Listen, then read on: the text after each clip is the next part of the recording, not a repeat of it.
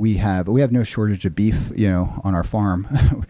So we have, fatty cuts of beef and lard and things like that. And that's great, I think, if you can get it. But I think you should also know what your food is eating. And I think that will influence the fatty acid profile. So what would be examples? Eggs too. So I forget. Eggs were like a prized food by early man, and I think eggs were immensely abundant in the environment. Like I walk around, we have ducks and chickens and stuff. They're just natural, just resident. And that we have alligators, and they lay about 40 to 50 eggs. And I just came across that, and it's just like a pile of eggs there, and they're huge.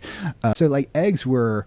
It reminded me that eggs are very abundant, like in the environment, and I think eggs should probably be the staple food. Like food number one in a ketogenic diet should be eggs, and they're astronomically high in cholesterol, right?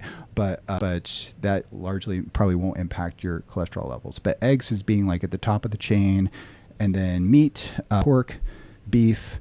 And then I like to gravitate more towards fish, which has improved considerably my cardiometabolic. And then below that would be nuts. And I am in favor of walnuts, although they are high in linoleic acid. And I have dangerously low levels of omega-6s, according to it. So I actually eat one heaping cupful of walnuts per day. And that has almost normalized me. But walnuts seem to settle well, whereas things like other types of nuts like almonds don't really settle well. Let's talk a little bit more about the different types of fats. So two dimensions that one can think about fats on are the chain length, how long the fat is, and the level of unsaturation, the level of double bonds, which is sort of going to tell you how straight or how bendy that the molecule is. It also has implications for how these things are metabolized, how they're oxidized, and how the body handles them.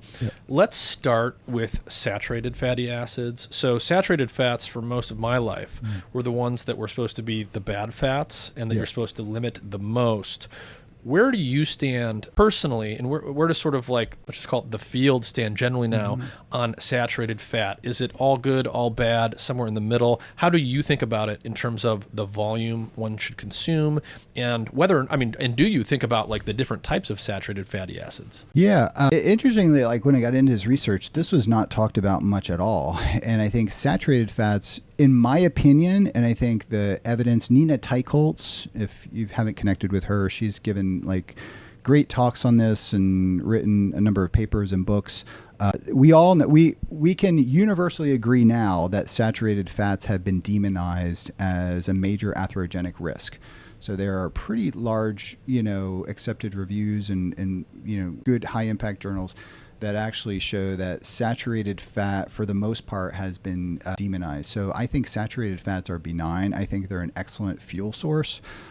I do believe that, as with any type of fat, and even omega-3s, that getting an excess surplus of saturated fat above and beyond what the body needs for not only repair, but as an energy source, can cause metabolic dysregulation, lipid abnormalities, and changes in cardiometabolic biomarkers that are unfavorable.